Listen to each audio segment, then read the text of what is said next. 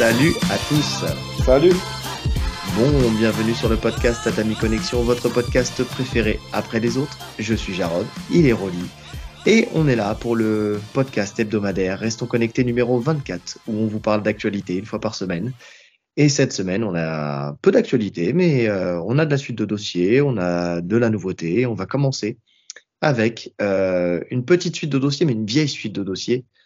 Le combat Ibra TV contre Greg MMA. Alors, on va pas parler foncièrement de ce combat-là, mais on va parler d'Ibra TV parce qu'en fait, il faut une genèse avant ce combat. Il faut un démarrage de l'histoire. Il faut qu'il y ait quelque chose qui attire le chaland, le public.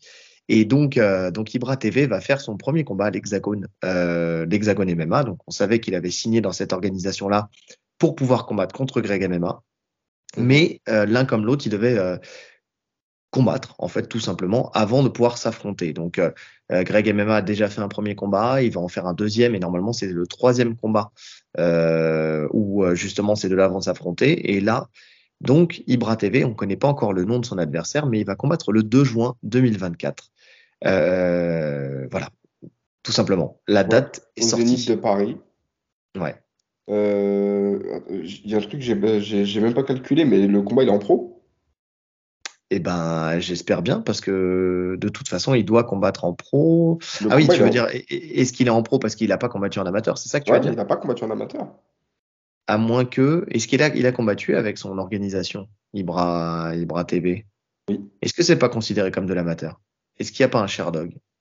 Ah non, Je sais pas, hein. t'es pas licencié. Ah non, bien sûr que non. Non, non. Je parle pas sur les terrains de foot, hein. Il Oui, n'a pas non, fait bien d'autres sûr. combats après? Ouais. Parce qu'à partir du moment où l'organisation d'Ibra TV donnait un accès au Bellator, enfin, tu sais, je pense qu'il y a une certaine reconnaissance au bout d'un moment, non? C'est vrai. Bonne Mais question. est-ce qu'il a combattu depuis, en fait, depuis qu'il y a ce lien avec le Bellator?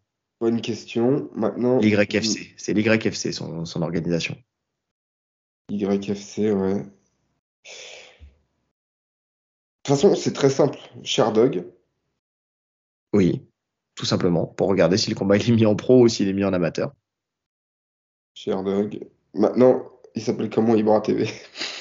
Alors, il y avait son nom. En Ouais, il y plus, avait son nom. Tseborov, non, c'est pas un truc dans le genre. Ibrahim Tseborov, c'est Tse quelque chose.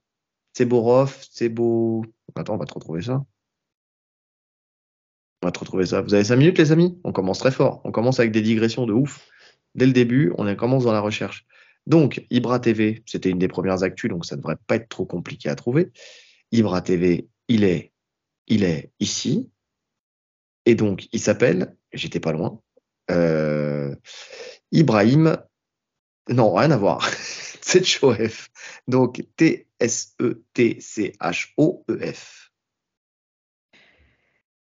Voilà, son identité secrète vient d'être révélée sur Tatami Connexion aujourd'hui.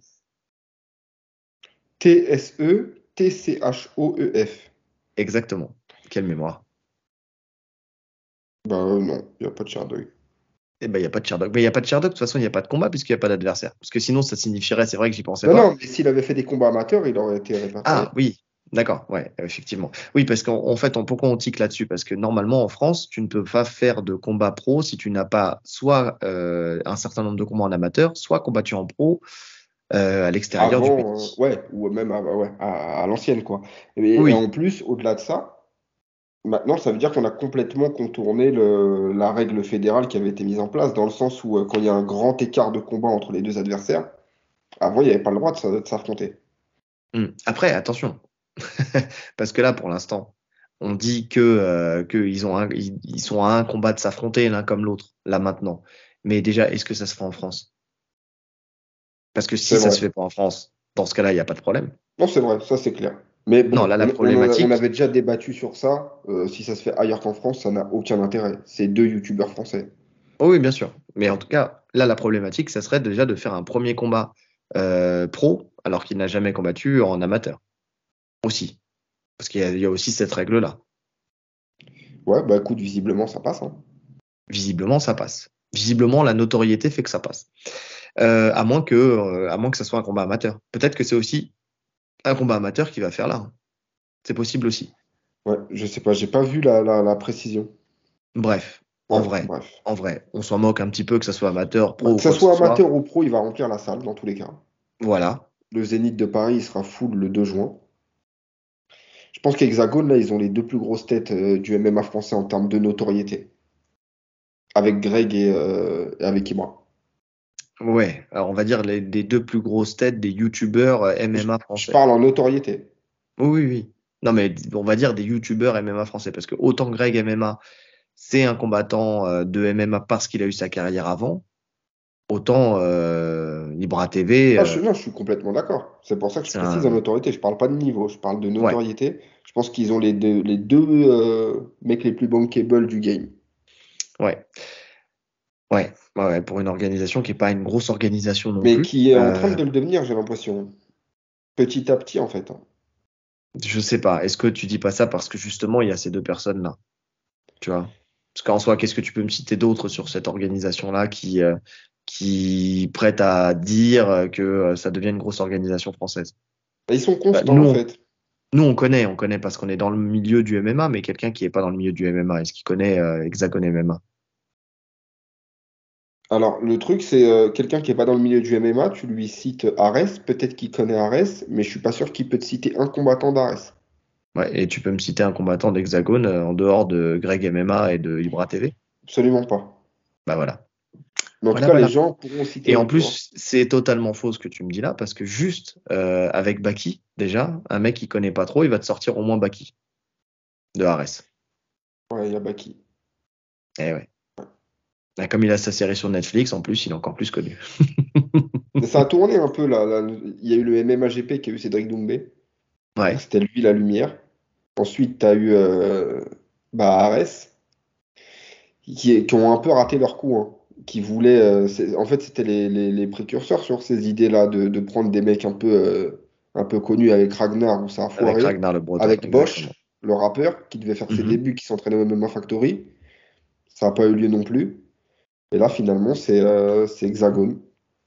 Ouais. C'est Hexagone qu'on les youtubeurs. Enfin, youtubeurs fighter, quoi. Oui, YouTuber Fighter, mais ça marche aussi parce que justement l'organisation elle est plus petite et qu'il y a moins de contraintes, tu sais, à organiser ces combats-là. Enfin, tu sais, je pense à une organisation comme Ares qui se veut être une organisation qui t'ouvre les portes, par exemple, de l'UFC. C'est plus compliqué d'organiser un freak show parce que ça reste un freak show, tu vois, où deux personnes comme ça qui n'ont pas d'intérêt sportif à aller chercher une ceinture, tu sais, de les mettre en place sur un combat événement. Tu vois, c'est un peu plus compliqué, tu sais, à caler, à intercaler, tu vois. En plus, si tu veux que ton organisation ait du sérieux, t'évites ce type de combat-là, en tout cas au début de la vie de ton organisation. Tu vois, c'est là où je te dis qu'Hexagone, effectivement, prend peut-être de l'ampleur médiatiquement, mais sportivement, pas plus que ça. Parce que justement, ils peuvent se permettre de faire ce type tu vois, Bah, tu de vois, moi, fight-là, quoi, tu vois. stratégiquement, je trouve que c'est intelligent, justement, de le faire au début de ton orga, justement, pour attirer du monde, plutôt qu'après. Ouais, mais tu sais, l'image que tu renvoies dès le début, c'est une image que enfin, qui peut te coller à la peau longtemps. Tu vois, enfin, quand tu donnes quelque chose, une image de professionnel avec des perspectives d'évolution et de passer dans des catégories, enfin, dans des organisations plutôt plus élevées, tu sais, c'est intéressant. Quand tu viens et que tu te dis, ouais, ok, je suis là, mais après, derrière, qu'est-ce que ça m'ouvre comme porte? Tu vois, c'est. Alors oui, tu vas avoir de la vue, peut-être, mais qu'est-ce que ça m'ouvre comme porte? Ouais, mais Tu en vois? plus, pour le coup, enfin, c'est deux youtubeurs qui savent se battre, tu vois. Qui Oui, font les oui, choses sérieusement, pour le coup. Donc, c'est pas vraiment, ils ont pas pris un Team WinShape, tu vois. Même si c'est il a ça. progressé en boxe, tu vois, mais ça n'a rien à voir. Là, Ouais, pour ouais, le non, coup, non, on on est sait d'accord. que ça va être compétitif. Ça va être compétitif. Ça va être compétitif. Et d'ailleurs, il y a un début de trash talk qui se met en place. Tu vois, il part Ouais. déjà, en fait, sur ses interviews, il parle pas de l'adversaire qu'on ne connaît pas. Tu vois, il parle déjà d'un adversaire potentiel futur et donc de Greg MMA. Et justement, en fait, c'est marrant là, avec les premières phrases. En fait, tu retrouves en fait les codes, tu sais, de tout bon trash talk du MMA, tu sais, où tu compares les styles, où il vient dire, voilà, s'il se trouve supérieur en termes de striking, il a raison de le penser, qu'il continue à le penser parce que justement, je vais le surprendre, il sera Je surpris vais le de mettre mon KO, j'ai niveau. vu au premier ou au deuxième Voilà, round. KO au premier ou au deuxième round, effectivement. Donc, et surtout, ce qu'il lui dit, et ça par contre, là, je suis plutôt d'accord avec Ibra TV, c'est que lui, il va aller au bout de lui-même. On sait que c'est quelqu'un qui a un gros mental et surtout un gros esprit sportif. Enfin, tu sais, il aime se faire du mal, Ibra TV. Est-ce que Greg MMA est dans le même état d'esprit? Tu sais, psychologique. Parce que il dit, voilà, et si tu n'arrives pas à suivre, en fait, tu vas abandonner.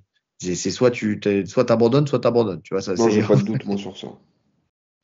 Alors, sur son esprit combatif, j'ai pas de doute, puisqu'il a prouvé, en tout cas, que quand il y a un enjeu et quand, en fait, Ne serait-ce que dans leur combat de lutte, ouais, c'est ça. tu sentais vraiment le compétiteur plus. Il a été puisé au fond de Ouais. lui-même pour arracher la victoire dans les dernières secondes. Il s'est dépassé pour le coup. Tu sens que vraiment c'est un compétiteur, Greg. En fait, c'est un compétiteur, mais je pense que sa grosse motivation, c'est quand il y a quelqu'un qui est censé être en dessous de lui. Tu vois, si la personne est au-dessus, il aura peut-être pas ce même, peut-être mental, entre guillemets, tu Ouais, je suis sais. d'accord. Il va craquer plus facilement. En se Ouais. disant, c'est presque, tu vois, c'est normal.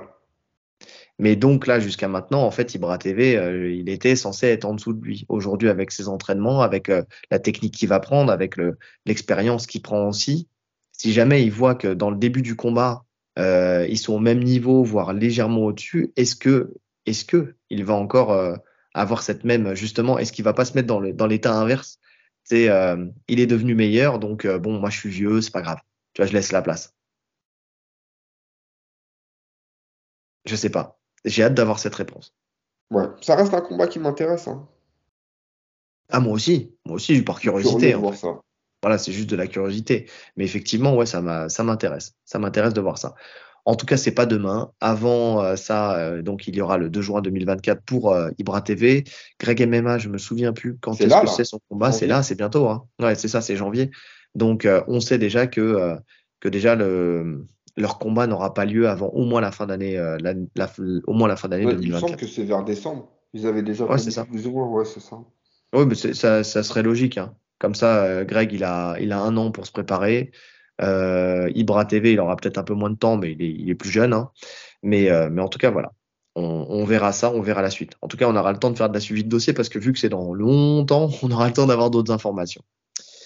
Bon, on revient aux choses sérieuses, on revient à l'UFC. On a parlé la semaine dernière des différents protagonistes qui sont venus chercher enfin, Alex Pereira suite à sa victoire en lourd léger, à sa prise de ceinture contre Jiri Prochazka. Donc, il y avait Jamal Hill et Ramzat Chimaev qui ont provoqué Alex Pereira suite à cette victoire, tous les deux. Donc, si je fais un petit rappel, Jamal Hill, il avait déclaré qu'il n'avait pas besoin de l'amener au sol pour le battre, qu'il le mettrait KO. Et Chimaev, lui, c'était sur X, où il a demandé à Dana White d'affronter justement Pereira en disant laisse-moi le finir. Donc voilà, ils avaient tous les deux fait leur sortie. C'est normal, c'était logique. Il y en a un qui est un peu plus logique que l'autre. On en avait parlé en la personne de Jamal Hill parce que c'est le précédent champion qui a laissé sa ceinture pour cause de blessure. Et donc, Mm. il est légitime. Il est légitime à revenir pour essayer d'aller chercher sa ceinture, finalement, de la récupérer. On avait parlé du cas Shimaev où moi j'avais poussé ce premier coup de gueule justement sur le fait que il call outait à tout va, mais justement sur des mecs qui sont même pas encore, enfin qui sont dans une caté encore supérieure, alors qu'il a rien prouvé dans la caté déjà des middle, où justement il vient d'arriver et que voilà, qu'il avait déjà du taf à faire dans cette catégorie-là avant d'aller chercher les lourds légers, tu vois, et qu'il cherchait plus de la lumière plutôt qu'autre chose. Et on va en parler après, mais c'est marrant parce qu'Alex Pereira a un peu le même point de vue que nous à ce sujet-là.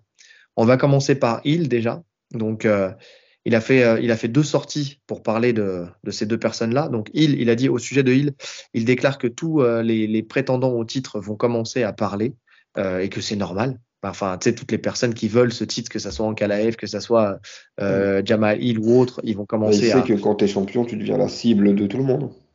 ce qui est normal, tout à fait. Mais lui, il le trouve un peu trop sûr de lui.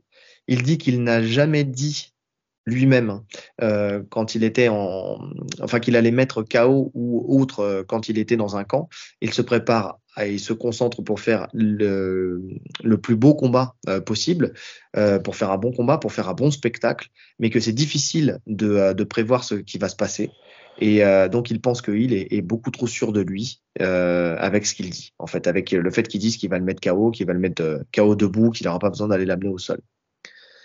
Qu'est-ce qu'on en pense de ça? Bon, déjà, moi, ce que j'en pense vite fait, c'est que Alex Pereira, il n'a pas besoin de prédire. Il sait très bien ce qui va se passer. En fait, il sait très bien que sa gauche, son crochet du gauche peut sortir à tout moment. Alors, c'est vrai, il ne cherche pas le chaos. Le chaos vient à lui parce qu'il a le chaos punch, tu vois. Mais tu sais très bien dans ta prépa, quand tu es un Alex Pereira, et on l'a vu contre Jiří Prochazka, ce qu'il sort naturellement, avec l'espoir qu'au bout d'un moment, ça vienne connecter, c'est son crochet du gauche. Parce qu'on l'a vu même le sortir dans des moments où c'était plus en menace que typiquement dans un enchaînement pour pouvoir mettre KO.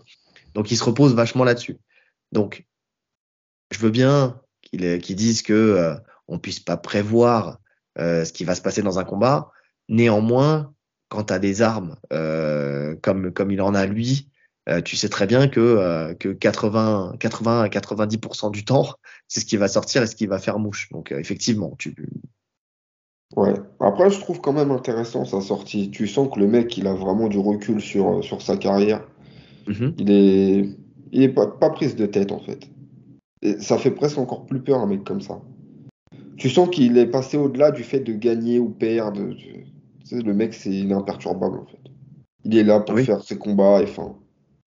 Tu sens qu'en fait, moi, je sens un mec sur la fin. Dans sa déclaration, je sens un mec sur la fin. Tu sens qu'il est plus vers la fin de sa carrière que le début. Voilà, oui. il a tout gagné. Il n'a plus rien à prouver. Comme il dit, il est là pour faire des beaux spectacles, essayer de gagner le plus possible, mais s'il perd, il perd, quoi. Il est Oui, oui, bah, détaché, en fait. de toute façon, à partir du moment où il avait fait sa sortie sur le fait qu'on lui proposait de combattre en lourd, tu sais, d'aller chercher le triple champ avec les lourds et qu'il avait dit j'ai 36 ans, tranquille, on verra ce que mon corps me permet Mm. et le nombre de combats que mon corps me laisse faire. Donc oui, tout va dans ce sens-là. Et tu sens une maturité. Tu sais, tu sens justement qu'il a plus besoin d'aller chercher des call-out à tout va, enfin, tu sais, d'aller créer des rivalités parce que sa grosse rivalité, elle était avec Adesanya. Donc, Mm. euh, donc aujourd'hui, sorti de cette rivalité-là, en fait, il s'en fout complètement du reste. Maintenant, qu'est-ce que je voulais dire tu ressens encore plus cette maturité-là quand il parle de Shimaev, tu sais, sur son retour sur Shimaev. Donc, pour Shimaev, il dit que leur rivalité, pseudo-rivalité, parce que lui se met pas du tout dedans, il dit que ça a commencé après son combat contre Adesanya, où il a remporté le titre suite à une guerre où il s'est blessé. Shimaev l'a appelé et il a dit OK, mais en lourd léger. Tu vois, en fait, Pereira lui a dit OK, je veux bien, mais en lourd léger. Shimaev, à ce moment-là, avait refusé. Puis, il est devenu champion des lourds légers. Et là, comme par hasard, il refait surface et là, il le provoque en lourd léger.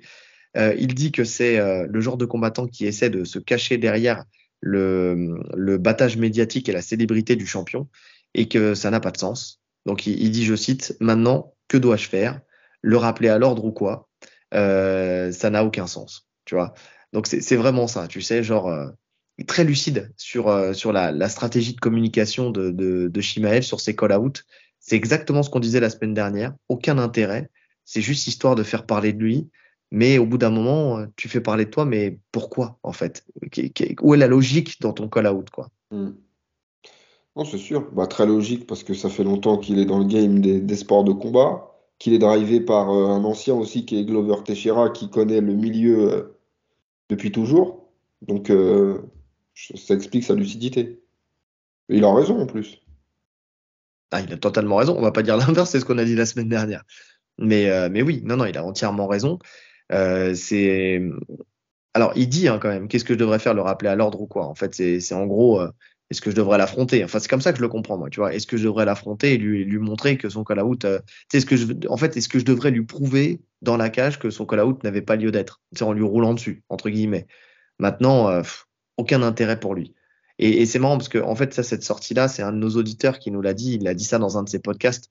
où en fait un de ses auditeurs lui avait posé la question au sujet de Chimaev parce qu'il avait effectivement pas pris la parole à ce moment-là. Enfin, comme Ouais, on il l'avait avait dit pas parlé de ça sur ça. voilà, au moment où on a fait le podcast, il l'a dit après ou pendant, enfin j'en sais rien. Mais en tout cas, oui, non, c'est très vrai, c'est très vrai. Il a raison, il a pas besoin, il a aucun intérêt à faire ça. Et puis en même temps, il sait très bien, je pense qu'au fond de lui aussi, que sportivement, ça se fera jamais parce que justement, même Dana White, enfin, tu sais, on peut, on peut, euh, on peut dire de Dana White qu'il fait n'importe quoi, mais c'est faux. Il sait très bien ce qu'il fait et il sait qu'il a aucun intérêt à faire combattre Chimaev aujourd'hui chez les lourds légers. Enfin, que s'il y a une carrière à construire pour lui, ça se fera dans sa catégorie et pas dans la catégorie du dessus. Ouais, clairement.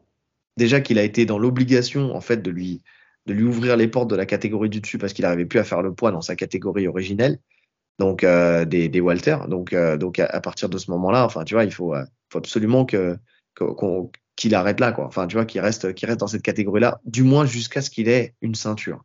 Tu vois, si jamais il arrive à la ceinture, il a encore beaucoup de choses à prouver, donc voilà. Et ça va dans ce sens-là. Et puis de toute façon. Euh, Pereira, il a dit l'adversaire rêvé qu'il voudrait dans sa catégorie-là. Mhm. Et, euh, Il et a en fait, changé d'avis. il a changé d'avis, ouais. Au Il début, il pensait que voulait c'était Hill. Hill à la base, Mhm. ouais. Ouais. Vas-y, je te laisse. Et donc, ouais, et donc en fait, il voit que tous les autres en fait prétendants ont un style plutôt type boxe et donc il va dans son sens à lui et lui veut se mettre en danger et ça va totalement dans le sens de ce que tu disais tout à l'heure. Tu sais, il est en fin de carrière et donc il s'en fout de gagner ou perdre. Il veut se tester, il veut voir le résultat de son travail parce qu'il n'aura pas encore 1000 combats pour le prouver. Et donc, il voudrait Ankalaev, qui est le combat pour lui le plus bourbier, en fait, qu'on puisse lui mettre d'entre les pattes, tu vois. Ouais. En Kalaev, qui est le combattant, je pense, le plus complet, hein. Alors, moi, il me fait pas forcément vibrer. De toute façon, comme toute la KT, j'ai envie de dire. Mais c'est le combattant le plus complet. Ouais. Ouais, c'est le combattant le plus complet. Et je voyais, je sais plus dans quel podcast, où il disait que si l'UFC mettait Ankalaev dans les pattes de Pereira, ça veut dire que, en gros, il ne le protégeait pas. Hein, tu vois, que son statut de champion, en fait, il s'en foutait, que l'UFC s'en foutait de lui faire conserver, tu vois. Mais c'est marrant parce qu'à partir du moment où c'est lui qui décide d'affronter, en fait, peu importe les plans de l'UFC, s'il décide de prendre Ankalaev, tu vois, ça peut plus facilement se faire. Bon, maintenant, l'UFC peut faire traîner les choses parce que Ankalaev contre Johnny Walker, quand on voit comment ça s'est terminé, ils peuvent très bien faire une revanche. Bah, de toute façon, il y a la revanche, elle est bouquée. Oui, c'est vrai. Oui, c'est vrai, il y a la revanche. Ah oui, alors oui, Donc, oui. c'est Donc même en pas fait, sa dit que sortie, c'est. ouais, Alors, c'est ça, logiquement, son il devrait combat gagner en rêvé, Kalaev, mais c'est même pas c'est fait vrai. encore. C'est vrai que son combat rêvé, en fait, tout dépend si c'est Johnny Walker ou Ankalaev qui remporte ce combat. Parce Non, mais qu'effectivement, puis. le vainqueur de ce combat pourrait avoir une chance au titre derrière. Non, mais c'est surtout que Jamal Hill, il va revenir. Et Oui, l'UFC sur le storytelling, c'est déjà vendu avec Jamal Hill. Il a battu Glover, enfin, c'est l'ancien c'est champion, ça. tout est fait. Stylistiquement, ça reste un beau combat, hein. Bien sûr, bien sûr. Donc, ouais, je pense que c'est sur ça qu'on se dirige, à mon avis. Ce qui est marrant, c'est qu'on a revu l'image, enfin, en tout cas, j'ai revu l'image aujourd'hui ou hier, tu Du sais, où cinquième à round, la. quand il lui Ouais, verse le saut, moi aussi, et je c'est me rappelais ça. pas qu'il était autant marqué contre Glover. Mais non, c'était le sang de Glover. Ah, c'était le Ah, tu veux centre dire, Glover. oui, c'est le sang de Glover, en fait. C'est qu'il avait tellement pris le sang de Glover dans ses Ah ouais, j'avais cheveux. pas capté ça. Je me Si, disais, je crois si, qu'il avait une coupure sur le cuir chevelu et quand ils avaient versé l'eau, non, ça avait non. coulé. C'est Parce le que lui, il a sang de son amoché ennemi. au niveau de la pommette. Ouais, ce qui est pas illogique, hein, parce que quand on sait comment on tape Glover Teixeira, tu sais que tu peux y laisser des plumes.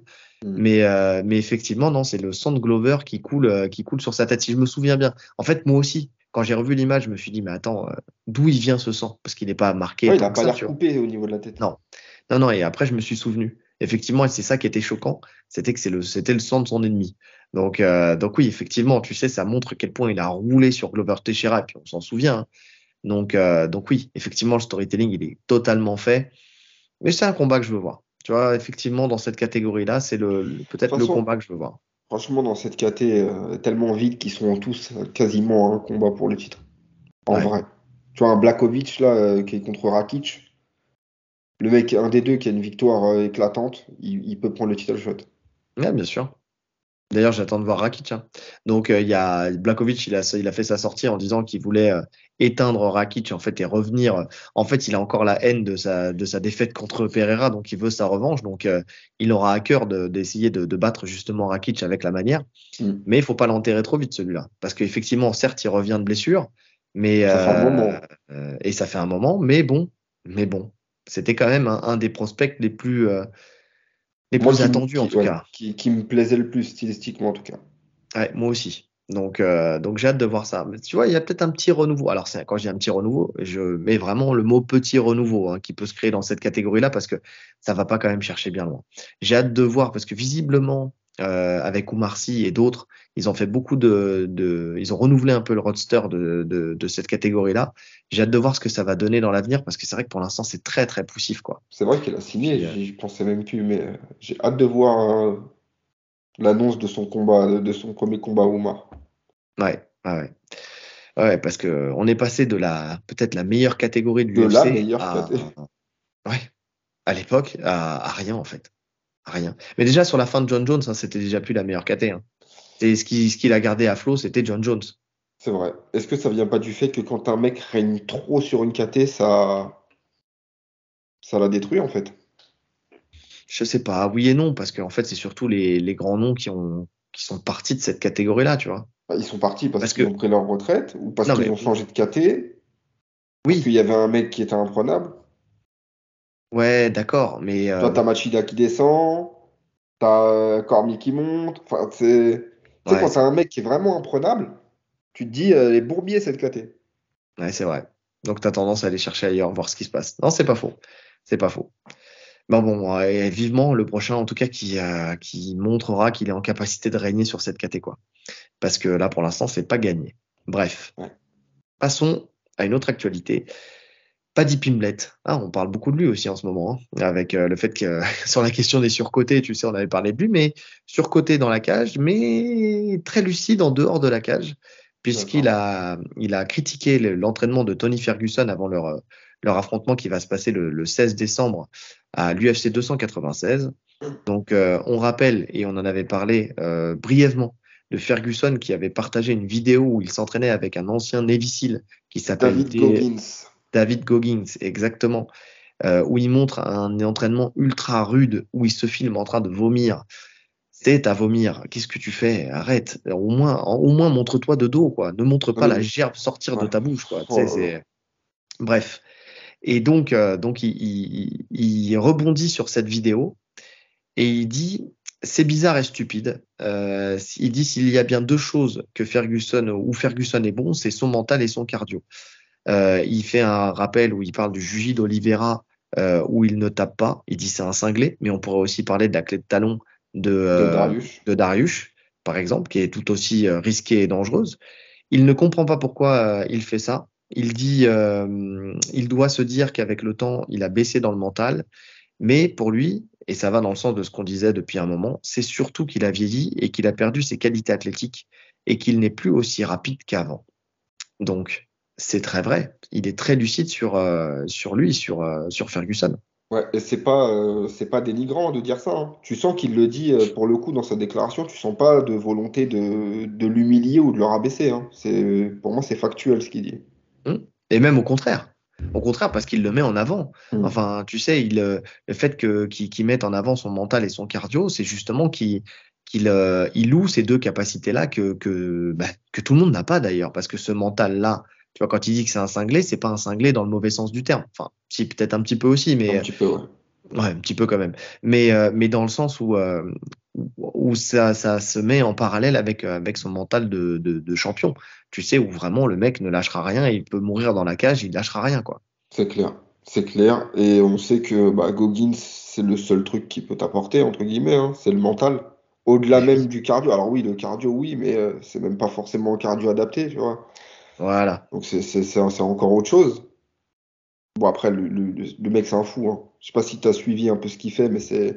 Moi, j'avais suivi. Moi, j'ai connu quand j'avais vu la vidéo de la sueur, qui avait fait une Mhm. vidéo sur lui, l'homme avec le plus gros mental du monde. Et le mec est fou. Le mec court des 5 jours d'affilée. Le mec est fou. Tu vois, il finit avec les pieds en sang et tout. C'est un malade mental. C'est limite, c'est un gourou pour moi. Ça, c'est le sport poussé à l'extrême. C'est se faire mal pour se faire mal. C'est marrant comment les anciens, enfin, tu sais, les sportifs de l'UFC vieillissants ont tendance à se rapprocher de gourous. Tu sais, Tu c'était penses qui à... Non, mais c'est surtout les mecs qui étaient un peu fous à la base, hein. Diego Ouais, Sanchez, ouais, c'est le même profil, voilà, pour moi, c'est ça, psychologique que Tony Ferguson. c'est ça. À chercher, en fait, à chercher des solutions ailleurs, tu vois, dans la mystique de quelque chose. Mais tu l'as dit tout à l'heure, tu as mis le doigt sur un point sur lequel on en avait parlé, je te l'avais dit quand on avait vu cette vidéo. Préparateur physique et préparateur mental, parce que là, c'est un préparateur mental de l'extrême, tu vois, on va dire. C'est te pousser, en fait, dans l'extrême. Finalement, faire des entraînements de Navy SEAL, c'est C'est pour même pas de montrer que Navy tu Seal, es. hein. Lui, Non, c'est non, mais vraiment un truc à part, lui, hein. non, non, mais on est d'accord, mais c'est un ancien Navy. Donc en fait, le mec, en fait, il a déjà un mental de fou, il a fait plusieurs fois, si je me fie à ce que parce que j'ai vu aussi la vidéo de la sueur, plusieurs fois justement des tests justement de sélection des Navy, enfin tu vois, Bah, pour c'est voir celui qui les a tests le les plus plus durs. réussi les tests, quoi. Je crois qu'il les a fait 3 fois, un truc comme ça. C'est Oui, le c'est ça. record. C'est ça. Et donc, ces tests-là n'ont aucune valeur de cardio ou de physique. C'est plutôt montrer que C'est tu as une mental. résilience et que Ah, c'est tu es ça. capable de t'oublier et d'aller au bout du bout de ce qu'on peut des solutions, des situations, on va dire, les plus extrêmes que tu puisses rencontrer sur un théâtre d'opération. Et le problème, c'est que, en fait, ça n'a rien à voir avec ce qui se passe dans une cage. C'est-à-dire que la gestion de l'effort n'est pas la même. Une prépa physique n'est pas censée te faire vomir à chaque fois que tu fais un entraînement de prépa physique. Si vous pensez que la prépa physique, c'est vomir à chaque entraînement, c'est pas du tout le bon, la bonne mentalité à avoir. Une prépa physique, Mais c'est beaucoup de pouvoir gens pensent reproduire. encore, hein. Mais je Énormément de sais. gens sont encore dans le no pain, no gain, alors que on sait que ça fonctionne pas, hein. C'est pas ça Mais qui non. fonctionne. Alors, bien sûr, tu as des entraînements durs à certains moments, mais pas tout le temps, en fait. Mais le but, c'est de maximiser ce que ton corps peut produire dans dans un mouvement donné de ta discipline. C'est vraiment ça. C'est faire en sorte de masteriser un mouvement avec une condition physique adaptée à ce mouvement-là. Donc, c'est peut-être pas clair ce que je dis, mais en gros, c'est de pouvoir reproduire ton effort avec le maximum d'endurance et le maximum de force sur du long terme dans ta discipline. Donc, ça n'a rien à voir, c'est du spécifique. Donc, il y a des fois où tu vas sortir et tu vas te dire, même, ouais, je suis pas trop fatigué. Mais par contre, ton corps aura assimilé ce qu'il a besoin d'assimiler. Et au contraire, t'as pas besoin d'être mort parce que derrière, Tu as d'autres entraînements t'as d'autres derrière, tu as les entraînements. entraînements techniques où tu as besoin justement d'être en forme. Exactement. Exactement. Et il aurait plus intérêt, Mais tu vois, justement, le si, problème, c'est que est-ce qu'il a encore un coach MMA, Tony Ferguson? Est-ce mais que je tu ne. l'as vu dans un camp? Est-ce que visiblement il est plus avec Eddie Bravo? En tout cas, on le voit plus. Pas parce qu'il a dit Enfin, que la Terre était ronde. Donc, c'est pour ça qu'ils se sont ah embrouillés. ouais, Et ils se sont derrière, embrouillés. Bon, laisse bah, tomber, c'était à ouais. cause de Ouais. ça. Ah, c'est plus. Ils sont plus potes. Non, mais il est plus avec Eddie Bravo, il est plus Tennis Planet. Je sais pas. J'ai pas l'info. Je Il me saurais semble pas que. te dire s'il est Ouais. encore. En fait, j'ai plus en mémoire qui était dans son coin dans ses derniers combats, mais il me semble qu'Eddie Bravo n'y était plus. Ouais, ouais, c'est possible. C'est possible. J'ai pas fait attention à ça. Mais une chose est sûre, c'est qu'en tout cas, même s'il a un camp, même s'il a un coach, en tout cas, c'est Ouais. quelqu'un qui va faire ses entraînements tout seul, tu vois, C'est ça le truc. qui C'est va ça. être, en fait, qui va être son propre head coach. Et on le dit et on le répète, il n'y a rien de pire qu'un athlète qui est son propre head coach. Il y a besoin, et on le disait pour McGregor il n'y a pas si longtemps que ça, on a besoin, en fait, d'avoir quelqu'un au-dessus qui donne la bonne ligne de conduite, en fait, à tenir, les bonnes recommandations, le bon planning, la bonne gestion de ton entraînement. Parce que là, par exemple, si son gros problème, effectivement, et c'est ce qu'on pense aussi, c'est son corps vieillissant et donc son problème athlétique qui pose problème, Il faut compenser par effectivement, autre chose. compenser par autre chose ou faire une prépa physique adaptée pour se réathlétiser en fonction de son âge. Enfin, tu vois ce que je veux dire? Enfin, faire en Ouais, sorte mais que je pense que voilà, arrivé à un certain âge, en plus avec les coups qu'il a pris, etc., forcément, ton physique il diminue. Mais c'est pas pour autant que t'es fini. Faut savoir, bah, tout le monde ne peut pas le faire après, hein. Il faut savoir faire les adaptations. On l'a vu avec Glover, tu vois, c'est le meilleur exemple. Qui a eu un Ouais. premier run où il avait un meilleur physique, et puis sur la fin, il a complètement changé son jeu. Oui, c'est-à-dire qu'en fait, c'est d'un point de vue stratégique aussi. Comment tu C'est vas ça, gérer ton combat. c'est ça. Moins de folie, mais le problème, c'est qu'avec des combattants comme Ferguson, tu te rends compte qu'il n'est pas capable de faire autrement parce que c'est sa folie qui faisait de lui le superbe combattant qu'il était, Mais qu'il c'est a le été problème. pendant une période de sa carrière. En fait, Tu c'est le sais, pendant problème. C'est que tu te rends compte que sans la folie qu'il avait, sans le cardio, etc., le fait d'être incontrôlable, de bouger tout le temps, etc., techniquement, purement techniquement, en vrai, c'est ultra limité. C'est vraiment pas fou ce qu'il propose, hein. alors que sur le papier, c'est un très bon lutteur. Sur Mhm. le papier, c'est un très bon grappleur et il a une très bonne boxe. Parce qu'on l'a vu même face à Bobby Green, tu sais, où il l'a bien touché, en fait, dans les débuts, Même même contre contre Gedji, Chandler. hein. Même contre Contre Gedji, Gate. hein, quand il Ouais. met l'uppercut fin de premier round, là, Hmm. quelques secondes de plus, il peut lui faire mal, hein. Mais c'est ça.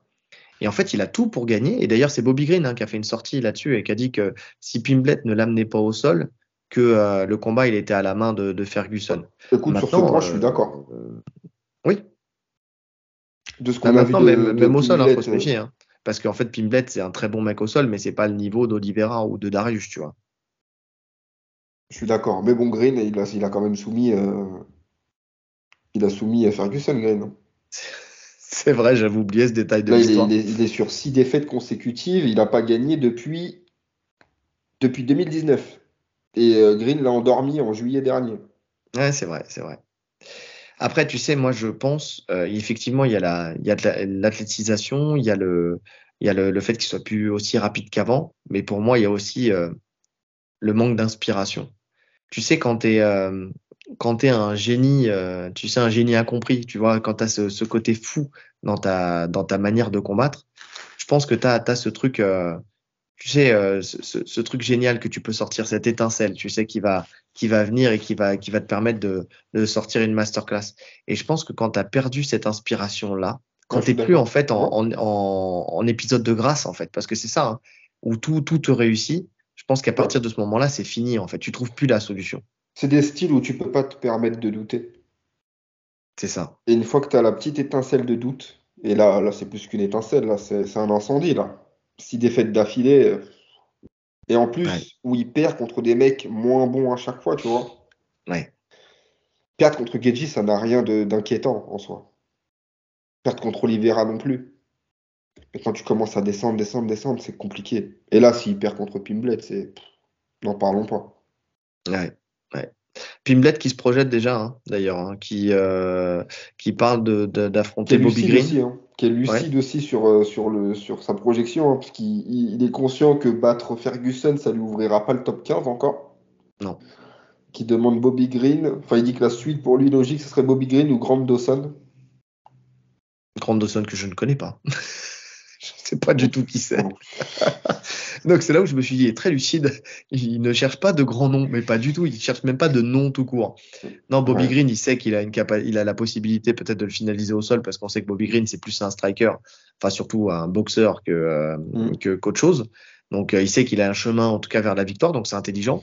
Maintenant Dawson, alors là, je sais même pas, lui, il ouvrira peut-être les portes du vestiaire, mais alors pas les portes du top 15. Je sais pas du tout qui c'est. Après, peut-être que je me trompe, peut-être que c'est quelqu'un de très fort, mais et peut-être que vous allez nous reprendre en disant, ah, vous êtes un ouf ou quoi, Dawson? Non, bah attendez, eh, vous connaissez rien au MMA, les gars? Parce que C'est le Dawson, c'est GOAT. vraiment une machine. Ah, c'est le GOAT de la catégorie. Peut-être, peut-être. Mais alors, dans ce cas-là, j'ai raté un épisode. En tout cas, il se projette bien recombattre à l'UFC 300, Paddy. Je sais pas si tu as vu cette déclat. Bah, après, Il a dit que sa qui? femme était enceinte de jumeaux, là, Ouais, qu'elle devrait accoucher peu de temps après l'UFC 300, donc il serait pas contre un gros chèque à ce moment-là. ouais, ouais. Mais alors, tu vois, tu sais, on parlait et on en parlera tout à l'heure de l'UFC 300 et de comment l'UFC 300 peut nous surprendre. C'est pas avec Paddy Pimblett que tu vas faire une énorme carte, hein. À moins que l'UFC 300 se passe à Londres. Mais C'est sûr. sinon, non, il n'y a aucun intérêt, hein. Enfin, ou alors en prélim, grosse prélim, quoi. Ouais, mais tu sais, je réfléchis. Moi, y a pas de combat qui me. Enfin, j'arrive pas à constituer une carte de malade, en fait. Parce il y a très souvent, en fait, on est gâté par l'UFC, on va pas se mentir, hein. On en parlera tout à l'heure. Ouais. Ne va pas trop Oui, vite en exact, c'est besogne, vrai. C'est vrai. parce qu'on va parler de cette UFC On 300. en parlera Donc, tout à l'heure. ne va pas trop vite. On change de sujet. Donc on verra, de toute façon, on aura des réponses hein, le 16 décembre, si je ne me trompe pas. Je reviens sur mes notes. Effectivement, le 16 décembre, on verra, on aura des réponses pour ce combat-là.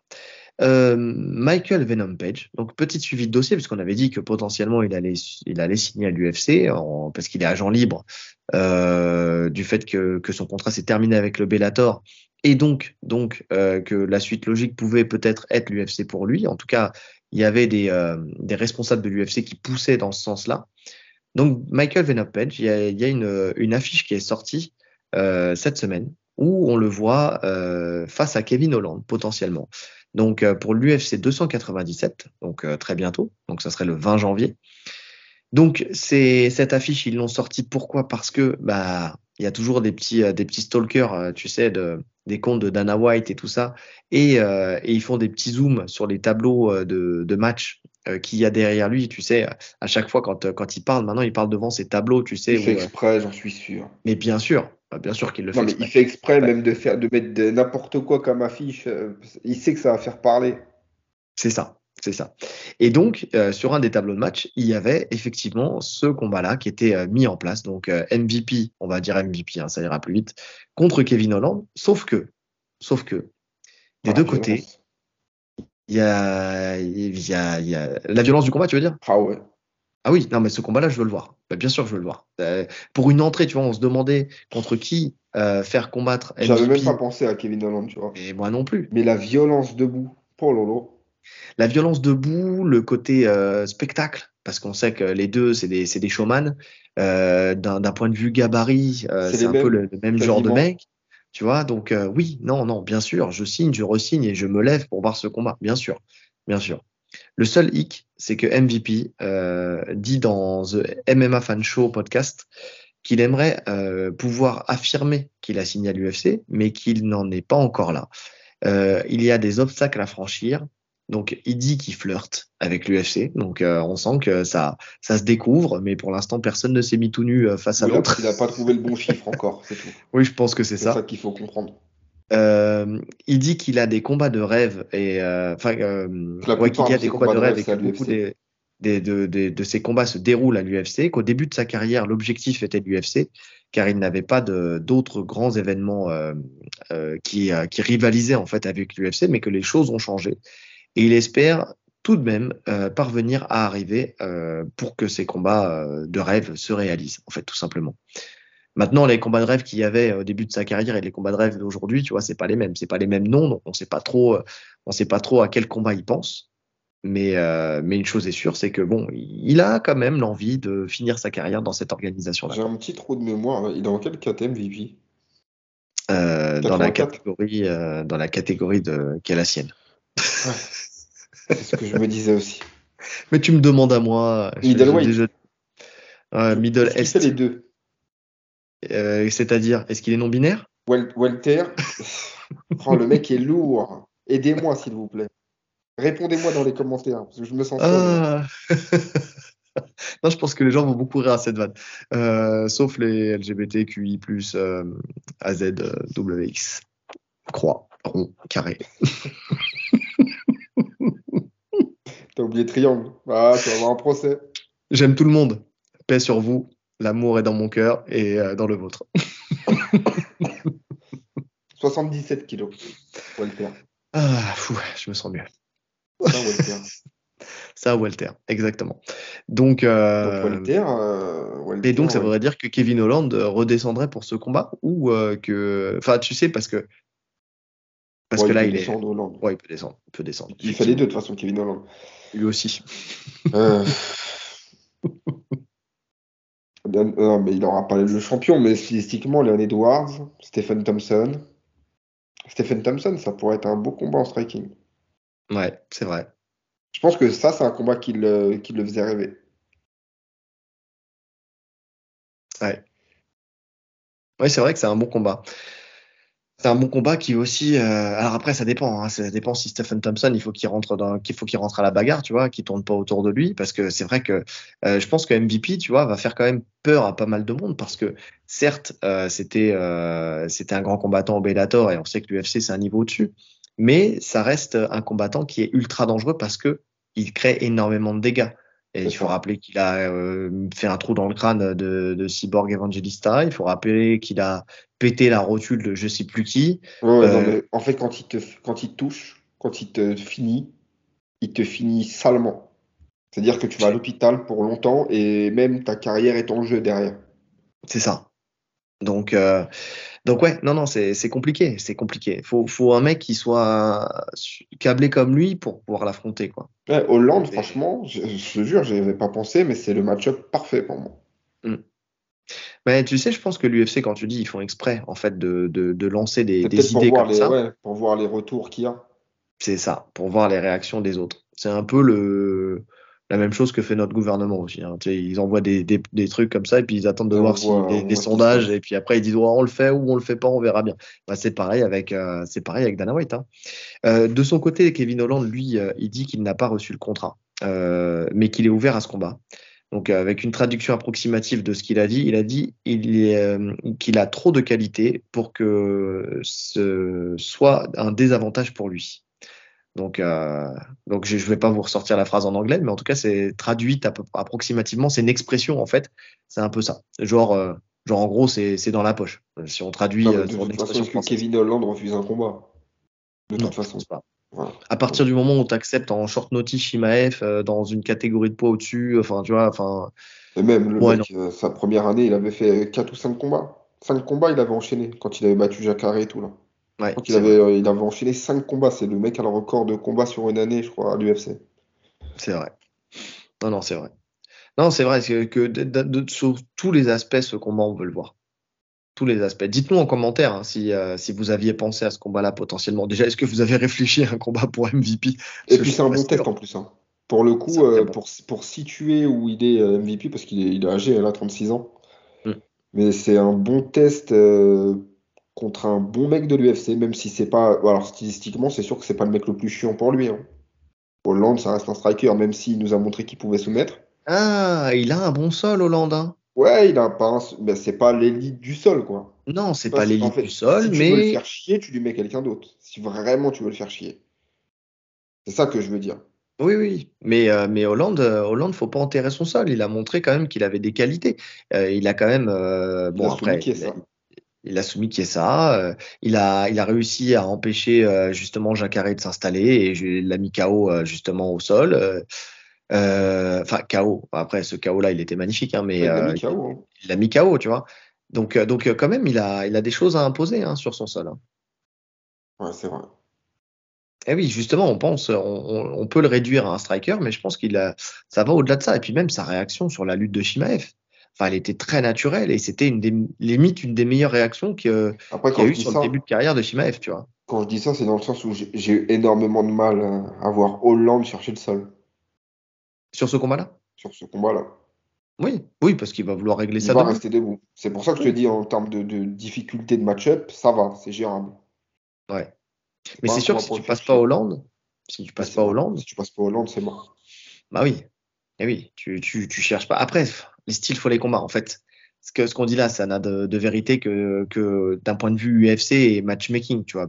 Parce que les styles font les combats. C'est-à-dire, comme tu as dit, Hollande, c'est peut-être plus facile qu'un autre. C'est-à-dire que c'est ce qu'on disait quand on nous avait posé la question, si vous êtes patron de l'UFC, qu'est-ce qui se passe? Tu vois, les styles font les combats. Effectivement, Hollande, peut-être qu'il ne le passera pas, mais il pourrait très bien passer quelqu'un d'autre qui est mieux classé, tu vois. C'est juste qu'après, dans le ranking, C'est vrai. effectivement, si tu passes pas Hollande, Ouais, bah, tu ouais, montes pas. ça va être difficile de monter. C'est juste ça. Donc bon, on verra. On vous donnera, j'espère, une suite positive de dossiers sur ce combat-là. En tout cas, si jamais ça sort et que ça s'officialise, soyez-en sûrs, on en parlera. Pour l'instant, on laisse ça dans la rumeur. On verra. Est-ce qu'un contrat tombera du côté d'Hollande? Est-ce que MVP va signer un contrat avec l'UFC déjà avant de parler d'Hollande? On verra la suite. On verra la suite. Autre sujet, Dana White, on en a parlé là avec ses stratégies. Il est connu justement pour se jouer du public, mais il est connu aussi pour se jouer de ses combattants.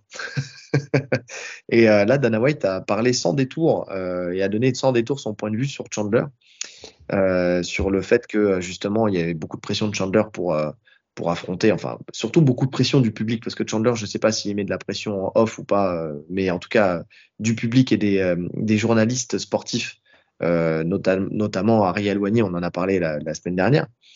Mais il dit Conor McGregor se battra l'année prochaine. C'est sûr à 100%. Quant au combat de McGregor versus Chandler, nous verrons bien. Déjà, premier élément, nous verrons bien. Déjà, ça montre que Ah, je on sais ce que sent. je veux.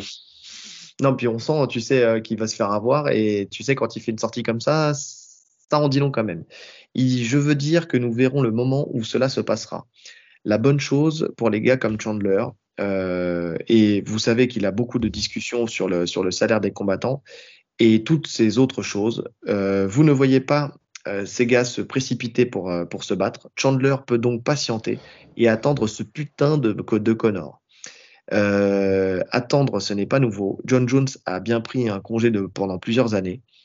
Quand on pense à Chandler, il se battait dans ce putain de Bellator. Petite punch au Bellator, tu vois, on en parlait. Il fait quand même pas mal de punch au PFL et au Bellator. Ça montre quand même que, voilà, c'est vrai. Maintenant, Chandler peut s'asseoir et prendre son temps, attendre Connor le temps qu'il faudra. Ces gars sont tous dans de bonnes situations, dans une bonne position financière pour attendre le bon moment, le bon combat. En gros, en gros, si je comprends et que je lis entre les lignes, c'est que ça soit. Là, il parle pour Chandler, mais je pense qu'il parle pour tous les combattants de l'UFC qui veulent affronter Conor McGregor.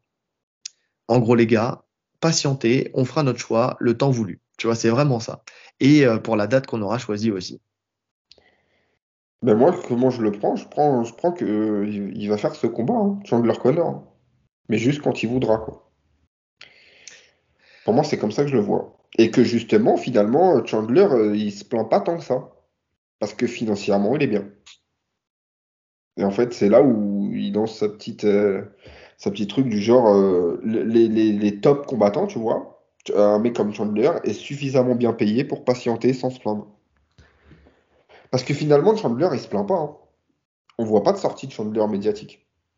Bon, Il, de temps pour- en temps, il se remet un peu sur le goût, sur il le se devant remet de un la peu scène, sur le devant de la mais scène. vite Parce que fait. c'est... Oui, vite fait, vite fait. Mais tu Mais sens parce qu'on qu'il l'a braille dit. pas. Il sait que, comme si qu'il savait que ça va venir. Et de toute façon, franchement, ça serait honteux si ça venait pas. Après, ils font ce qu'ils veulent, hein. Mais la logique du truc avec le teuf et tout, maintenant, c'est vrai que ça n'a plus de sens de toute façon. Le Eh, teuf, ça y est, il est passé le depuis teuf, il est tellement trop loin. longtemps. Mais oui, mais c'est Et puis en ça. plus, il était tellement nul. Non, non, mais moi, tu vois, je suis pas aussi catégorique que toi, hein. Moi, je vois le truc où effectivement, donc Chandler attend. On l'a dit, en tout cas, moi, je l'avais dit. Je sais plus si tu étais d'accord avec moi, mais il fait pas trop de vagues parce qu'il sait que le combat peut lui glisser entre les doigts et qu'il a tout intérêt aussi à fermer sa bouche parce qu'en fait, tu sais très bien que Dana White, si tu vas pas dans son sens et que tu le fais un peu trop chier, il peut très bien te dire, ah ouais, d'accord, bon bah allez, salut, on passe à quelqu'un d'autre. Et il y a d'autres personnes qui attendent, Oliveira, Gaethje, Poirier. On sait qu'il y a des gros noms de la catégorie qui Alors, attendent Gedji, il veut ce pas combat. spécialement Connor. D'ailleurs, c'est peut-être un des seuls. Oui, alors non, il avait dit qu'il ne voulait pas suite à sa victoire contre Poirier où il savait enfin où il espérait avoir un nouveau title shot, tu vois. Donc il a dit à choisir, je préfère le côté sportif que le côté financier. Maintenant, tu sais que là, il y a du temps qui va se passer parce que en fait, il y a eu du changement depuis sa déclaration. Parce que Makhachev, il n'a pas affronté Oliveira. Parce que lui, quand il fait cette déclaration-là, normalement, Makhachev devait prendre sa revanche contre, enfin, Oliveira devait prendre sa revanche contre Ouais. Makhachev. Et derrière, tu vois, il y avait potentiellement un combat qui devait se faire. Là, entre-temps, il y a eu Volkanovski qui a pris la place d'Oliveira parce qu'Oliveira a eu l'arcade ouverte. Donc, il sait que il va y avoir le combat booké avec Oliveira, normalement, si on est dans la logique de ce qu'avait dit l'UFC. Donc, il sait que ça décale d'autant un combat pour le titre. Donc là, Ouais, mais t'as Ali Abdelaziz qui est en train de faire le forcing pour la ceinture BMF avec Gedji et Max Holloway. c'est vrai, c'est vrai. Donc il a un beau money fight là pour le coup de son côté à jouer, Gedji. On est d'accord. On est d'accord. Mais bon, en Pour attendant, moi, il pour reste l'instant, ça reste Poirier. une supposition. Ça Pour reste une moi, supposition. il reste Poirier qui a dit qu'il était ouvert à un autre combat. Mhm. Et Chandler. Pour moi, c'est les deux. Oui, mais si on finit sur Gaethje, Ali Abdelaziz a du pouvoir, donc ça peut se faire. Ça reste une supposition. Pour l'instant, il n'y a rien de fait. Il faut qu'Holloway monte de Pour l'instant, il n'y a rien de catégorie. fait. Bah, Tu vois, ça, donc c'est faisable, c'est pas un problème.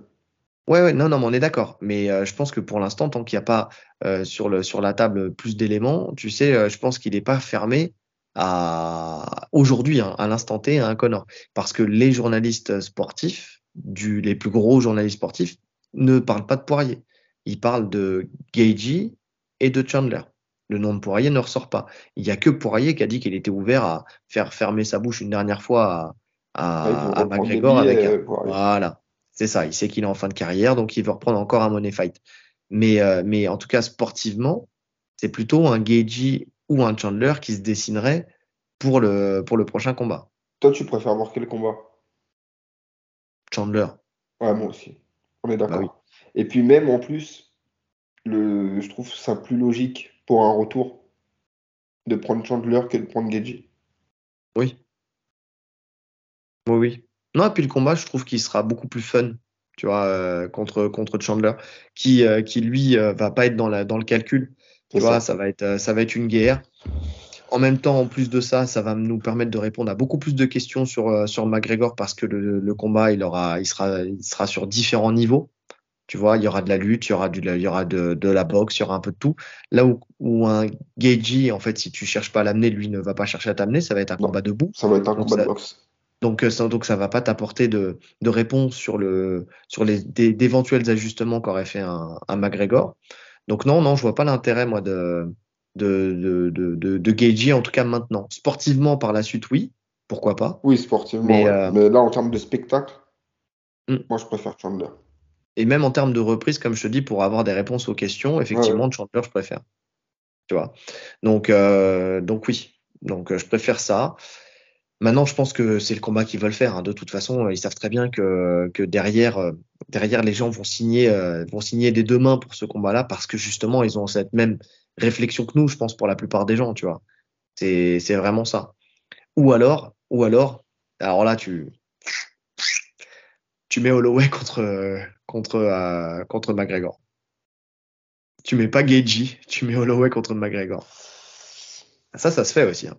Ça, Tu c'est pas mets mal. Holloway contre McGregor. Ouais. Alors là, pour le coup, en plus, c'est la revanche. Donc, Et c'est c'est la revanche, bah faisable. oui. Non, mais en fait, l'UFC a le pouvoir de mettre n'importe qui contre McGregor. Il n'y a personne qui va dire non.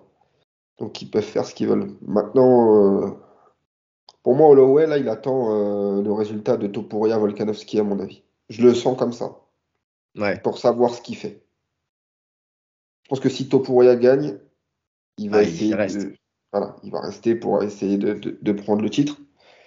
Si Volkanovski gagne, il va tenter autre chose.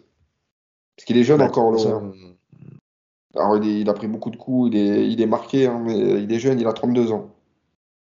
ouais. Ah, c'est vrai que t'as l'impression qu'il est plus vieux que moi. Alors que j'en ai 32 et demi, en vrai. Ouais, fois 1,5. En année chien, tu sais. Non, non, non, non, mais oui, non, non, mais je suis d'accord avec toi. Effectivement, je pense qu'il va attendre de voir ce qui va se passer sur ce combat-là. Donc ouais. Donc c'est aussi pour ça, tu vois, quand je te disais pour Gaethje que la situation, elle avait changé, elle a changé aussi à ce niveau-là aussi, tu vois. Donc il y a plein d'éléments, tu vois. Dans les calculs, il y a quand même pas mal d'éléments, tu sais, à prendre en compte.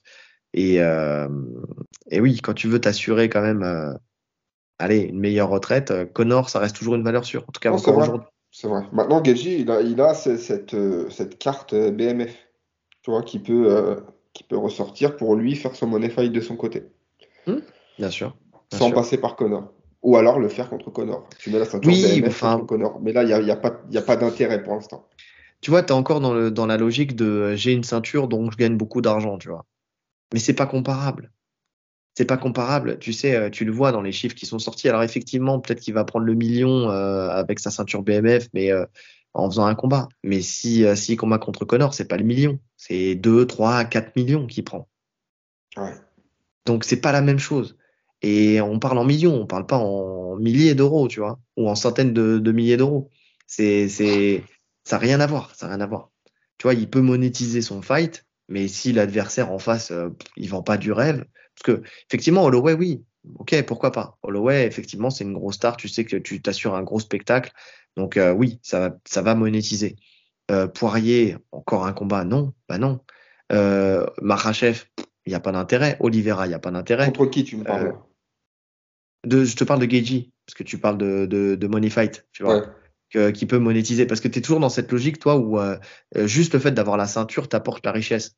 Ça te donne plus de confort financier, mais ça t'apportera jamais autant de richesse que quand tu fais un fight contre quelqu'un qui a une capacité de t'amener beaucoup d'argent. Masvidal, Diaz, McGregor, tu vois, ces mecs-là, C'est sûr, qui c'est te pour font ça. entrer dans une Mais autre c'est pour sphère. ça que je te dis que le clou pour lui, ça serait de remettre sa ceinture BMF en jeu contre Connor.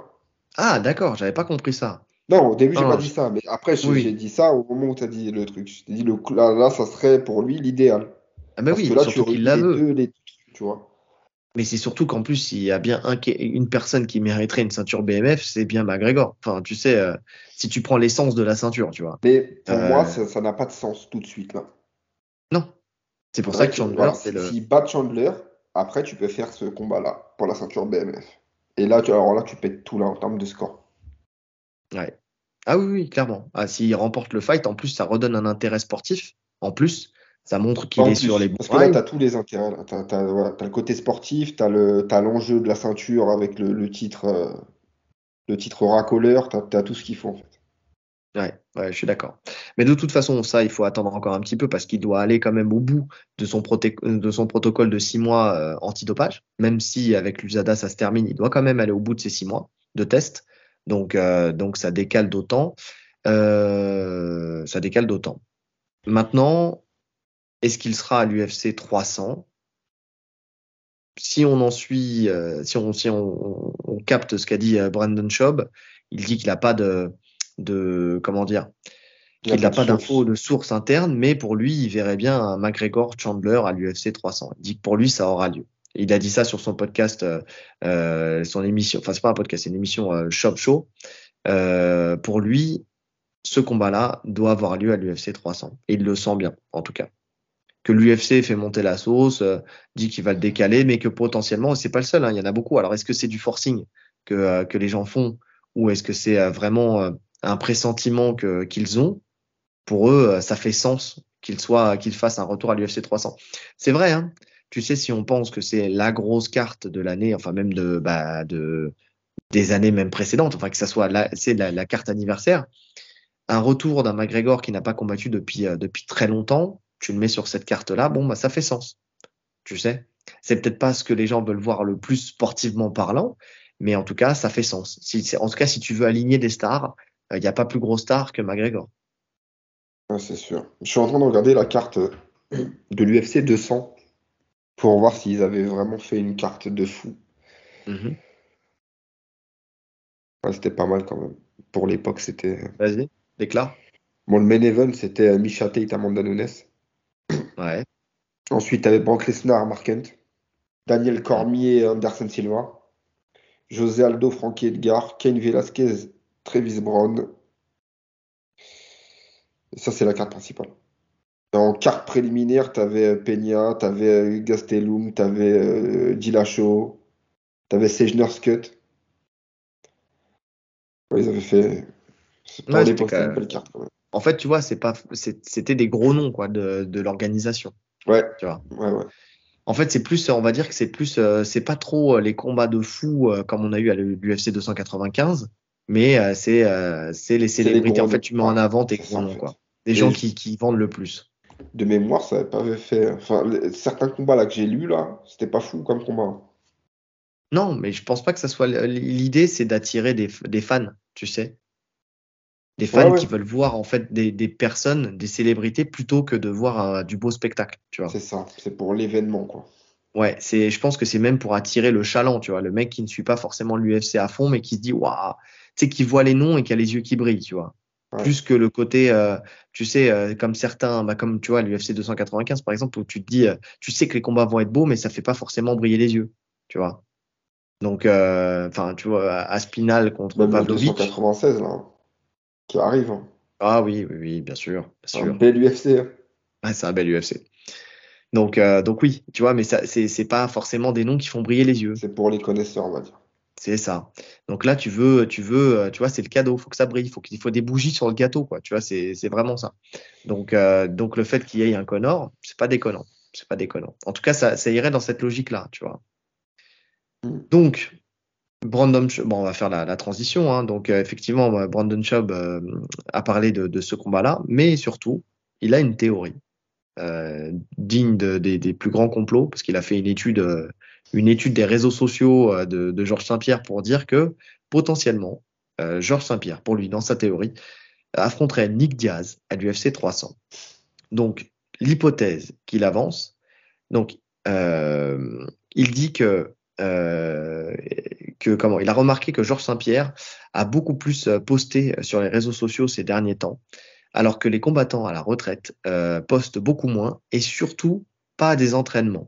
Alors que Georges Saint-Pierre a beaucoup posté sur ce sujet en montrant qu'il était dans une forme phénoménale, ce qui est vrai d'ailleurs. Mais c'est ce qu'il fait tout le Euh, temps, non? mais c'est ce qu'il fait tout le temps. C'est pour ça que j'ai pas compris parce que Parce que, effectivement, en fait, tous les mois, il y a quelqu'un qui dit Georges est dans une forme incroyable, j'ai l'impression, sur les voilà, il réseaux. pourrait recombattre. De C'est ouf. vraiment ça. Il est encore plus fort qu'avant. C'est Tout le monde dit c'est vrai, ça. hein. C'est vrai. Il dit qu'il devait combattre le 15 décembre à l'UFC Fight Pass Invitational, mais qu'il a été retiré de la carte, qu'il ne sera que commentateur. Et il est en forme, il se retire et il reste en forme pour l'UFC 300. Donc, potentiellement, ça, franchement, si ça se fait, si Georges Saint-Pierre, peu importe l'adversaire, vient et fait juste un retour avec un combat d'exhibition pour l'UFC 300. Tu vois, on disait, je vois pas trop qu'est-ce qu'on peut nous mettre dans les pattes pour l'UFC 300 qui peut être Surprenant. aussi intense, tu vois, surprenant. Ça, c'est une grosse surprise. Ça, c'est là, c'est même une plus grosse surprise que le combat de Connor. Bah, bien sûr, bien sûr. Largement. Là, c'est vraiment, parce que vraiment, pour le coup, personne s'y attend. Surtout qu'il y aura un intérêt parce qu'il a fait l'UFC 100 où il avait combattu Thiago Alves pour défendre sa ceinture, qu'il avait gagné Ouais. par décision unanime. Et Donc, Nick bon. Diaz, en fait, pourquoi il choisit Nick Diaz? Parce que ils avaient combattu ensemble à l'UFC 158 et donc ça Ouais, serait une bon. revanche Là, avec une décision unanime. par contre, ça n'a aucun sens, Non, Nick Diaz. Parce que pour le coup, Georges est en pleine forme. Pour le coup, on peut pas dire la même chose de l'autre côté. non, je suis d'accord. Je suis entièrement d'accord. Enfin, si adversaire il y a, faut pas que ce soit lui. À moins que tu veuilles faire vraiment briller. Alors, tu as le côté historique, tu sais, de cette revanche qui était à l'UFC 150. Donc, tu sais, qui était presque au milieu, tu sais, entre les deux, 150, 300, tu vois ce que je veux dire. Mais en soi, si c'est le cas, c'est pour faire briller Georges Saint-Pierre. C'est pour lui assurer une victoire. Mais et encore, Franchement, faire briller, il y aura pas match, quoi. honnêtement, j'ai même du mal à voir Georges Saint-Pierre accepter ça. Parce qu'il a des yeux comme nous. Il a vu le dernier combat de Diaz. Mm. Il a vu son état de forme. Il voit son état de forme actuel. Je pense que ça entacherait plus sa legacy de prendre ce combat que de le refuser. Donc, non, j'y crois pas Oui. du tout. Surtout quand tu vois qu'il reste sur une double ceinture. Enfin, son dernier combat, c'était contre Bisping pour une double ceinture où il avait déjà été critiqué en disant qu'il était revenu parce que c'était Bisping le champion et que c'était un combat plus facile qu'avec quelqu'un d'autre, tu vois. Bon, on oublie le fait que le mec était à la retraite, qu'il est revenu quand même pour aller chercher une autre ceinture dans une catégorie du dessus. Enfin, tu sais, peu Mm. importe qui il y a en face, même si le calcul est bon, il faut quand même y aller, il faut quand même le faire, hein. Il faut sortir de sa retraite et y aller, hein. C'est clair. C'est clair. Non, pour moi, j'y crois pas du tout.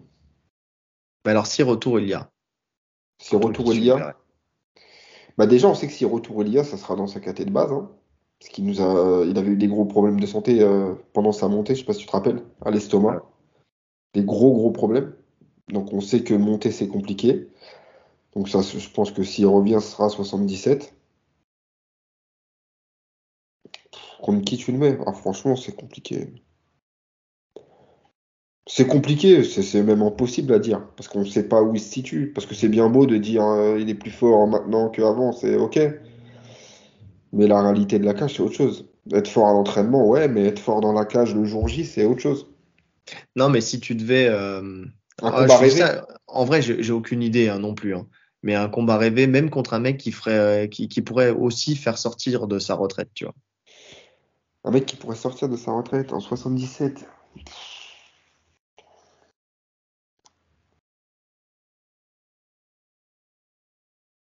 Enfin, non, j'en ai pas, parce que, en fait, des mecs de sa génération, il n'y en a aucun qui a vieilli aussi bien que lui, tu vois.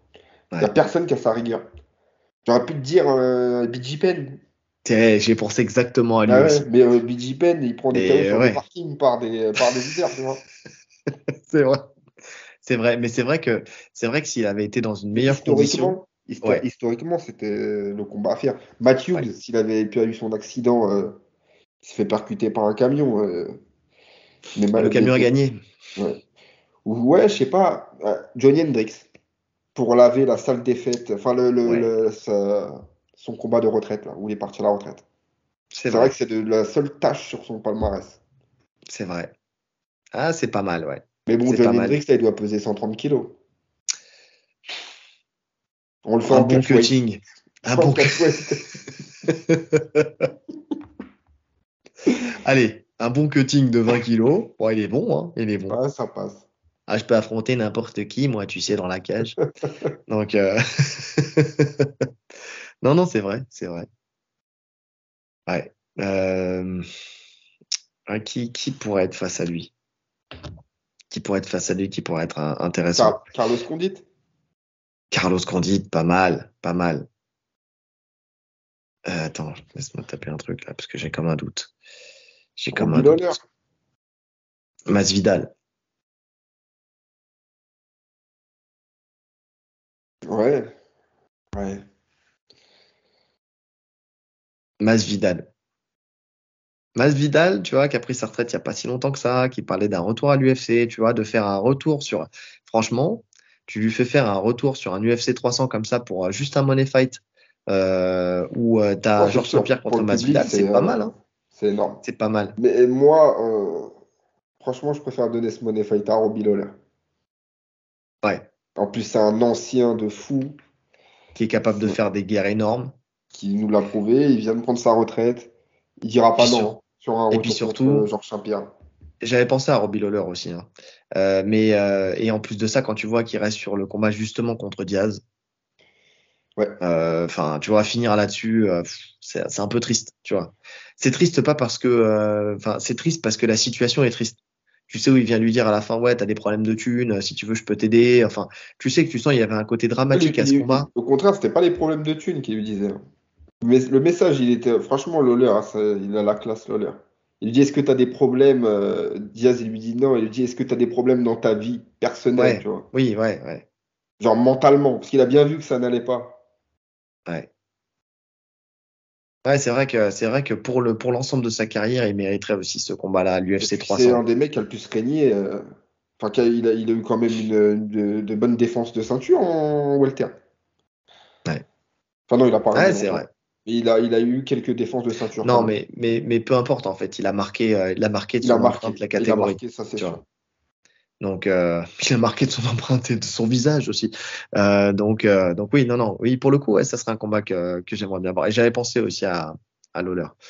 Donc, parce que aussi, voilà, j'étais resté sur le combat. Justement, je pensais à le combat contre Diaz et je me dis, non, je préférais qu'il finisse avec un vrai fight contre un combattant qui est encore là, comme Georges Saint-Pierre, et que là, tu vois, tu marques vraiment ton point final de ta carrière avec ce combat-là sur un UFC 300, tu vois, un UFC anniversaire. Pour l'un comme pour l'autre, ça serait un bon retour de manivelle, tu vois, pour leur carrière à tous les deux. Ouais. Maintenant, est-ce que ça apporte quelque chose à Georges Saint-Pierre? Pour le coup, ce combat. Est-ce que ça Bon, apporte un truc en plus? non, c'est juste, si, ce que ça apporte, c'est juste, voilà, le fait qu'ils reviennent sur un UFC 300, tu vois, un UFC qui va rester dans les annales parce que c'est l'UFC 300, c'est un UFC anniversaire, tu vois, c'est plus ça. Moi, je vois pas le Franchement, côté, je sais pas si ça reste. Tu te rappelais de l'UFC 200 que je viens de citer là? mais est-ce que je C'est- regardais l'UFC à l'UFC 200? Non, Mais bien sûr que oui. non, mais oui, je Non, regardais. mais en Non, vrai, oui, Il y a Oui, pas mais d'UFC, il y a aucun UFC qui marque comme ça là. non, Les chiffres non, comme ça là, c'est. non, mais je suis d'accord. Mais l'UFC 200, tu vois, tu m'as dit les noms. Effectivement, c'était des stars, mais t'avais pas un côté marquant comme peut être le cas de ce combat. Tu vois, c'est-à-dire que effectivement, je me souviendrai peut-être pas des autres combats, mais si tu fais un retour de Georges Saint-Pierre à l'UFC 300, ce combat-là, il sera marqué dans ma mémoire sportive. Ouais, c'est pas faux. Mais oui, attends, le Non, non, mec, c'est vrai, c'est vrai. mais oui, autant McGregor Chandler, je me souviendrai jamais que ça s'est passé, si jamais ça se fait, hein, que ça s'est passé à l'UFC 300. Autant Georges Saint-Pierre, tu le fais revenir contre n'importe qui sur cette UFC-là, je me dirais, ah oui, tu vois, dans la mémoire, dans l'histoire du MMA, non, ça sera marqué à tout jamais. Ouais, c'est vrai. C'est vrai. Donc, Mais, euh, mais voilà, pour moi, ça reste que de la théorie. J'y crois pas. Je sais pas si toi, t'y crois. j'ai envie d'y croire. J'ai envie d'y croire, oui, ça, c'est deux choses différentes.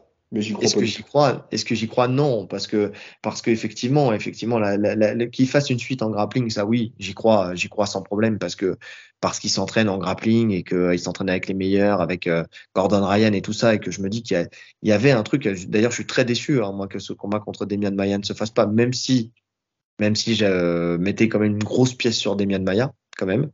Mais en tout cas, je voulais voir ce combat-là.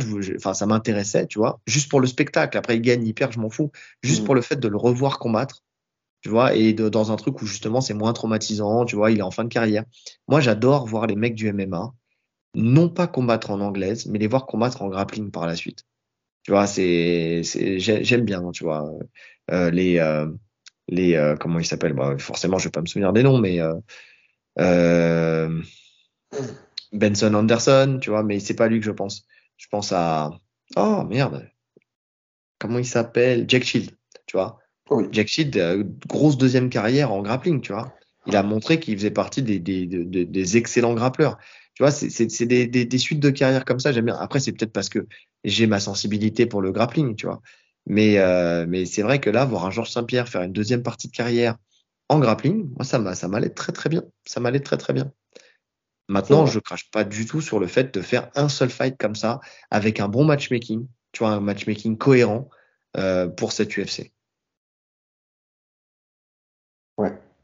Qu'est-ce que vous en pensez, vous, en commentaire? C'est ça qui est important déjà. Est-ce que ça vous irait comme combat? Est-ce que, enfin, ça vous fait vibrer autant que nous le fait qu'il reviendrait pour l'UFC 300? Contre qui, surtout? Quel combat rêvé vous voudriez voir pour Georges Saint-Pierre? Un truc cohérent, hein, pas un truc où vous vous souvenez d'un Tu es temps que les vieux, moins de Georges, 20 ans là. ne peuvent pas connaître. Je sais pas quel âge il a, mais il doit être dans la quarantaine, oui. Ah, si, il est Donc, vieux. Après, bah, là, c'est en fait, je me dis, tu vois, en faisant ça, Georges Saint-Pierre c'est la porte ouverte à tout après. à toutes les fenêtres. Pourquoi Euh, pas ramener Anderson Silva pour un super fight? il a 42 ans. Il a, 42 ans, il a 42 ans? ben oui, ça passe. Ah, je le voyais plus vieux. Par contre, je suis tenté de cliquer sur une photo, je vais voir Georges Saint-Pierre avec Hitler juste à côté. Ah, Ah, et ben oui, parce qu'il aimerait, non, parce qu'il a dit j'aimerais pouvoir casser la gueule à Hitler. Ouais, ça j'aime bien ça. Donc voilà, j'ai cliqué dessus. Google Images m'a sorti cette image. Donc Anderson 42 ans, Silva, 48 ans. Ouais, ok. non, 42 ans, ça le fait, hein. 42 ans, ça va. Non, 42 ans, ça va. Ouais. Donc, Ça va. Avec l'hygiène de vie qu'il a, en tout cas de ce ouais. qu'on voit, parce qu'on n'est pas avec lui tous les jours, mais de ce qu'on voit, ça a Non, l'air non, d'être. c'est cohérent. Tout le monde le dit de toute façon que c'est un mec ultra carré, donc et ça se voit sur son physique de toute façon. Donc non, ça peut le faire. Donc dites-nous, vous, vraiment, hein, c'est intéressant de savoir contre qui vous voudriez le voir se battre si jamais ça se faisait. Et si jamais ça vous intéresse, de toute façon. Bref, j'ai hâte de voir cette carte du UFC 300. J'ai hâte, j'ai hâte. Et ça va arriver bientôt, hein, la UFC 296 qui arrive. Ça va arriver très bientôt. Ouais. Donc ouais, j'ai hâte. De toute J'ai façon, ils hâte. vont commencer à annoncer quelques match-up bientôt. Ouais. Ouais, bah oui, parce qu'il va falloir prendre des places, hein. Même si je pense que ça va être booké, archi booké. Ah ouais. Je pense tu sais pas, je pense que tu sais, on a parlé d'un record du prix de la place pour l'UFC 295 avec les 112 000 $. J'ai hâte de voir quel record ils vont battre pour l'UFC 300. Pour Jones, truc, alors que le combat, il a même pas eu lieu. De ouf. Mais bon. C'est le mec qui a payé ça, il pleure. Grave. D'ailleurs, je l'ai pas vu en suspens au-dessus de la cage, hein. Je sais Non, pas où parce il qu'il était était. il était encore au-dessus. Ah bah oui. Il a dit je retire 20% et vous me laissez là-haut, je suis bien. Je suis bien. Exactement. Bref, on va finir avec une petite info française et un petit big up pour nos médaillés au championnat du monde de l'IMAF. On n'en a pas parlé la semaine dernière parce que bah, tout simplement quand on a enregistré, c'était pas encore fini. Donc on voulait être sûr des médailles françaises. Déjà, alors avant de parler des médailles, une énorme félicitation et un énorme big up à tous les participants de l'équipe de France, IMAF, qui ont fait des combats magnifiques, qui ont tous passé le premier tour. Non, pas Mathilde, je crois, T'es qui sûr? elle n'a- je crois pas, je suis pas sûr, mais je crois pas.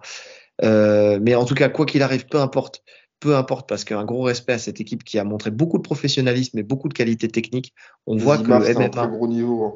c'est ça. Et on voit que le MMA français fait partie des meilleurs, en tout cas que la France fait partie des meilleures nations pour le MMA mondial, que Ouais. l'avenir du MMA est là, il est là, véritablement, il est tracé.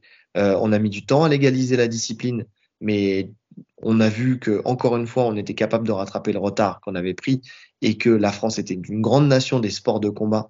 On le sait, quelle que soit la discipline, que ce soit en boxe, que ce soit en judo, que ce soit en taekwondo, que ce soit dans n'importe quoi, on a toujours brillé sur le sol français et dans les compétitions internationales. Là, avec le MMA, on voit que c'est encore le cas. Donc hâte de voir la suite, surtout pour nos médaillés de cette année. Donc, on va commencer on va dans l'ordre, médaille d'or, Souil Areski de l'US Metro en moins de 61 kilos qui gagne donc, qui fait champion du monde. En argent, on a, et un gros big up à elle, puisque c'est une amie, Delphine Benwesh, en moins de 52 kilos, qui est dans deux clubs, le Mamoudi et le Fight Industry, pardon, club. Mamoudi Gym et Fight Industry, que nous, on connaît depuis très longtemps parce qu'elle s'est entraînée à Evoluta, donc au NCU en lutte à livrer. Donc, il y a des années de ça, et c'est de là qu'on l'a rencontrée. Donc, c'est une fille géniale. Pour le coup, grosse qualité technique, grosse boxeuse, très bon grappling, bonne lutteuse, une travailleuse acharnée, toujours avec le sourire. Pour le coup, bah, tout ce que je lui dis en off, voilà, je vous le dis en on aujourd'hui, puisque je lui envoie des messages de temps en temps quand je vois les suites de sa carrière, parce qu'elle a gagné la ceinture du Cage Warrior amateur il y a pas longtemps. Ouais. Euh, voilà, honnêtement, c'est une des meilleures féminines françaises. Bah, je dirais même toutes catégories confondues pour l'instant. En tout cas, dans ses capacités. Quand je parle de ça, bah alors, je parle pas, je compare pas avec des Manon Fiorot ou des filles comme ça, hein. Je parle à son niveau là, hein, à son Prospect. niveau en prospect, effectivement. Donc ouais, et j'ai hâte de voir la suite pour elle. Euh, Samba Silla, pareil, du Fighting Beat, qui est fait médaille de bronze. Donc là, on est dans les médailles de bronze en moins de 61 kilos, donc dans la même catégorie que Swilareski.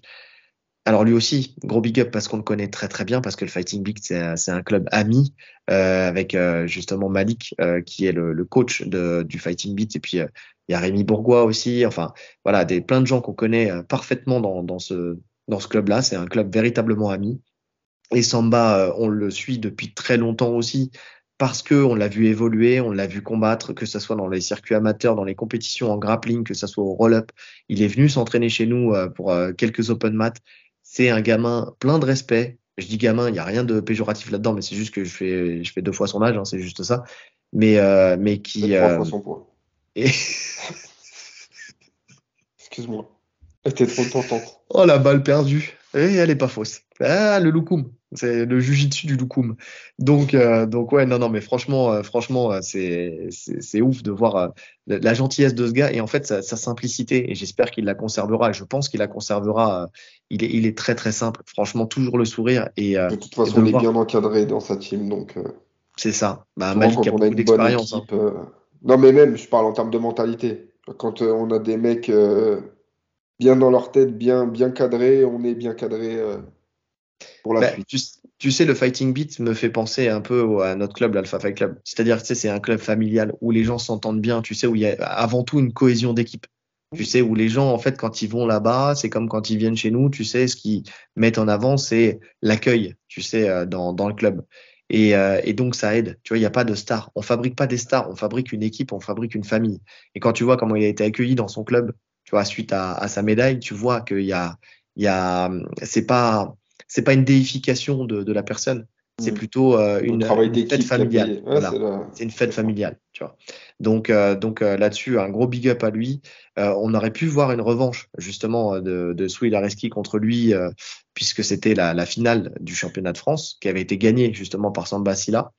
Là, c'est donc bah ça ne s'est pas fait. Donc on a pas eu de revanche avec ce combat-là. Mais en tout cas, un gros bravo à lui. Et on a une dernière médaille de bronze avec Nel Ariano en moins de 120 kilos, donc du club The Full Force. Donc club The Full Force qui a ouvert ses portes cette saison, on a fait un open mat chez eux cet Cet été, été. puisque Ouais. c'était justement des open mat pour faire connaître un petit peu le club. C'est le club de Loïc Pora, entre autres, parce qu'il est associé avec deux autres personnes, mais dont je n'ai pas les noms en tête. Mais Loïc Pora, donc un des pionniers du MMA français, arbitre de l'UFC, donc voilà, Qui c'est était son gérant club. du club Platinum avant. Et Exactement. quand il a fermé ses portes, a rouvert celui-ci. C'est ça. En fait, il a fermé le club Platinum parce qu'il avait des problèmes, notamment de voisinage. Parce qu'un club de MMA, ça fait du bruit. Et donc là, il est dans une salle où il y a personne au-dessus. Donc c'est plus facile pour lui. Mais c'est une magnifique salle qui est dans le 13e. Ouais. On va faire un peu de com, hein. Magnifique salle dans le 13e avec mur en cage, côté CrossFit sur le côté. Enfin, vraiment tout neuf. Tapis blanc, enfin tout ce que j'aime. Tu vois, une Ouais. grande, Non, non, grande c'est clean. surface de tapis Franchement, ça donne blanc. envie de s'entraîner. C'est Et ça. puis Avec des l'équipe qu'il grandes a baies vitrées. constituée avec les coachs et tout, c'est une bonne équipe. Oui, oui, oui, oui, oui, tout à fait. Tout à fait avec Patricio en lutte à livrer. Enfin, tu vois, il y a qui Il y a d'autre encore? Tonton MMA. Tonton MMA. Euh, euh, alors, j'ai plus tous les noms, hein, mais en lutte, il y a. Comment il s'appelle? Le lutteur qui fait les vidéos avec Thomas Luberson. Maxime François. Ouais.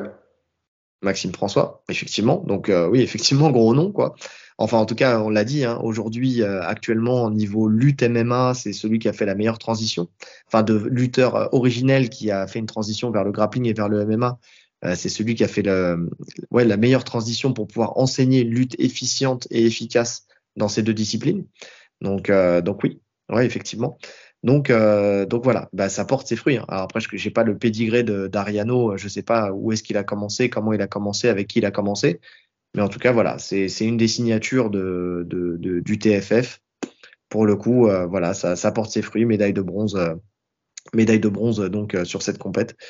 Et gros big up aussi, surtout parce que avant tout, pour le travail qui a été fait et qui continue d'être fait, c'est les coachs de cette équipe, avec Johnny Frachet, avec Nicolas Hoth, tu vois, ces personnes-là. Il y en a un autre, peut-être, Oui. ou il y a que ces deux-là.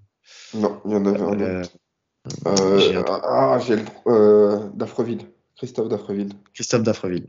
Donc voilà, qui font un travail hors pair, justement avec cette équipe, mais aussi avec la fédération de MMA pour Johnny Frachet. Donc on sait parce que pour le combat de Nora, justement, il a été très présent et très disponible pour qu'on puisse rentrer dans la cage en passant le diplôme qu'il fallait pour pouvoir rentrer dedans. Donc voilà, Johnny Frachet que je connais depuis des années, justement avec le grappling à l'époque, quand il était en équipe de France de grappling FILA. Donc voilà, on sait que c'est quelqu'un avec beaucoup d'expérience. Nicolas Haute aussi, Dafreville aussi, parce que effectivement c'est aussi un ancien. Donc voilà, c'est beaucoup d'expérience qu'ils apportent à une nouvelle génération. Et franchement, gros respect parce que ça porte ses fruits et on sent qu'il y a une belle cohésion d'équipe. On sent qu'il y a ouais, il y a beaucoup de professionnalisme. Je le redis, beaucoup de professionnalisme dans cette équipe amateur, Bah, en comme le fait. dit, je sais pas si tu as vu l'interview de Nicolas Haute sur RMC Fighter Club. Si, Tu l'as si, vu? si. Enfin, moi, j'ai vu que l'extrait. Ouais, Où il dit que cette équipe amateur est plus disciplinée que la majeure partie des pros qui l'entraînent. c'est vrai, c'est vrai. Et c'est là où tu vois Mais je veux que bien le croire, l'avenir, hein. Je veux bien le bien croire sûr. parce que quand on sait que sur ce genre de compète, tu enchaînes les combats sur plusieurs jours, où tu es repesé chaque matin. Enfin, c'est assez compliqué, hein, le format amateur, hein. Faut pas se dire que c'est amateur, c'est forcément plus facile, hein. Alors certes, le niveau est moindre, Mais ça demande autre chose. Ça demande un autre effort. Ouais. Oui, oui, oui, bien sûr, bien sûr. Oui, mais ça demande une rigueur autre. Enfin, tu vois, ouais, non, Circuit amateur, c'est même plus dur, c'est c'est presque même un plus autre dur là sport. pour le coup, limite Non, plus dur clairement. que le professionnalisme, oui, que Ouais, le circuit professionnel. Enfin, plus dur, tu vois, dans les contraintes qu'on c'est t'impose en ça. fait, tout simplement. Donc ouais, non, non, c'est vrai, c'est vrai. Et non, et ça montre vraiment en fait que l'avenir du MMA français quand même est l'avenir très proche en fait finalement, euh, C'est est l'avenir de vraiment demain. propre en fait. C'est l'avenir de L'avenir demain. de demain, parce que clairement, tous ceux qui ont fait une médaille, là, ils peuvent potentiellement passer pro, tu vois. En fait, Ouais. si ces compètes n'existeraient pas, parce qu'à l'époque, ça n'existait pas, ils seraient déjà pro, en fait. Ils combattraient en pro, là. Ils seraient pas Ouais. ridicules en pro avec un bon management, ils sont pas ridicules en pro. Mais tu vois, mais il faut pas oublier que Manon Fiorot, elle a été championne du monde, hein, IMAF. Qu'aujourd'hui, elle est aux Oui, portes de la ceinture UFC. Qu'Axel Sola, lui aussi, je crois qu'il a été médaillé, pas peut-être il a été champion, non? médaillé. Je sais plus Alors, s'il a été champion ou je pas, crois pas mais qu'il ait été champion du monde. Je me demande s'il a pas été champion d'Europe. peut-être. Mais en tout cas, il a été titré sur une compétition IMAF. Alors, attends. Alors, champion d'Europe et 2 fois médaille d'argent au championnat du monde. Donc voilà, Vice-champion bien du monde deux titré. fois et ouais, ouais, ouais. C'est ça. Et aujourd'hui, on voit que dans le circuit professionnel, il fait ses armes et qui il est très très bon. Donc la transition se fait très bien. Là où en boxe anglaise c'est un peu moins le cas, dans le MMA ça se fait très bien. En tout cas la transition entre le circuit amateur et le circuit professionnel. Tu vois. Donc quand je dis en boxe anglaise, c'est pas toujours le cas. Ça peut l'être, mais c'est pas toujours le cas parce que la façon de boxer est différente. Alors que dans le MMA en fait finalement c'est la même chose. Et que dans le combat amateur MMA, au combat amateur, à quelques exceptions près, mais ça reste quand même très très similaire. Ouais, il y a quoi qui change? Il y a quand même les coups de coude que t'as pas. Ouais, ouais, Les coups de genou au visage. ouais, c'est tout. Le reste à droite, tout, je crois. Le reste, ça l'aura tout. Donc bon, c'est des ajustements après. Donc voilà, mais en tout cas, encore une fois, gros big up. J'ai pas vu le combat de la finale de Delphine, mais visiblement, elle C'est a un été. vol Alors, c'est un vol. de Tout le monde ce le qui est dit. dit, hein. Tout le monde le dit, Ouais. hein. Tout le monde est unanime sur Donc, ça. une décision partagée pour la brésilienne. Donc, on aurait pu avoir une autre médaille d'or. Et visiblement aussi pour Samba, c'est un peu litigieux aussi. Le combat, il y a quand même une surprise. Alors peut-être moins marqué que pour la finale de Delphine, mais bon. Après, est-ce Ça, que je peux là, pas en parler c'est parce que j'ai pas vu le combat. je l'ai- Maintenant, de ce que j'ai lu sur tous les avis que j'ai lus, c'est que le mec a imposé sa lutte, quoi. Donc c'était chiant. ouais, Visiblement, c'était très chiant à regarder. Mais est-ce qu'on peut dire que c'est du vol si c'est... je sais Non, pas. Après, tu tout vois, dépend je sais pas. Ouais, des je peux critères pas parler, je l'ai pas vu. des critères en fait de jugement en fait sur le circuit amateur. Mais maintenant, en tout cas pour Delphine, visiblement, c'est un vol manifeste qui a été reconnu par la France, mais pas que, tu vois, enfin par un peu tout le monde. Ouais. Donc c'est dommage parce que c'est la deuxième fois qu'elle fait les championnats du monde et donc voilà, elle a fait beaucoup, d'après ce qu'elle disait, hein, beaucoup de sacrifices pour ça et au final, bah on lui vole sa médaille d'or. C'est pas grave, de toute façon, c'est La une ceinture de virgule. l'UFC, c'est mieux. Voilà, c'est une virgule dans sa carrière. On attend la suite. On attend la suite avec impatience. Et sa carrière, que ça soit en boxe, que ça soit en grappling, que ça soit parce elle combat aussi en boxe anglaise, hein. Et elle est très très chaude aussi en Ouais, c'est boxe ce que tu anglaise. me disais. Donc ouais, donc on attend de voir. On attend de voir. Bon, on a fait le tour Mhm. de ce petit podcast actu. Pas de questions cette semaine parce que vous avez décidé de pas nous en poser, donc ça c'est entièrement de votre faute. Donc si vous voulez que ça se règle pour la semaine prochaine, posez-nous vos questions, tout Si vous voulez simplement. qu'on refasse 2h45 de podcast, posez Bah vos ouais, là questions. on a 1h30. Franchement, je me sens un peu léger là. Ouais, je J'avais commence encore, à être chaud là. j'en avais sous le pied encore là. Donc voilà. N'hésitez pas à liker, commenter, partager, cliquer sur la cloche des notifications, les 5 étoiles sur toutes les plateformes de podcast. J'ai vu, vous le faites. Merci pour ceux qui l'ont fait parce que honnêtement, on est pas mal et donc ça nous met en avant et donc ça c'est plutôt cool. J'ai vu ça sur Spotify, on a pas mal d'étoiles donc je suis plutôt content. Donc voilà, le Tipeee toujours en description. Donc on n'est toujours pas au niveau d'un abonnement pour Flow Grappling. Donc n'hésitez pas si jamais vous voulez nous faire un don. Merci à Stéphane qui nous a fait, qui est le dernier en date qui nous a fait un don. Donc merci à toi, je te l'ai dit Stéphane en off. 77, c'est ça? Stéphane 77 exactement. On a parlé de ça et on a parlé de barbe aussi, parce qu'il est jaloux de notre barbe. Donc je lui ai conseillé l'huile de ricin pour ceux qui ne connaissent pas. Ça fait pousser la barbe, voilà. Ouais. Petite J'ai essayé sur les digression. cheveux, par contre, ça marche pas, hein. Oublie. C'est que sur la Ouais, barbe. si, ça a marché, ça a limité la casse, parce que sinon, ça serait pire. Ah non, moi, ça n'a pas marché, hein. Ouais, je crois qu'arrivé à un certain niveau, on peut Ouais, plus ça rien sert faire. plus à On rien. peut plus rien faire.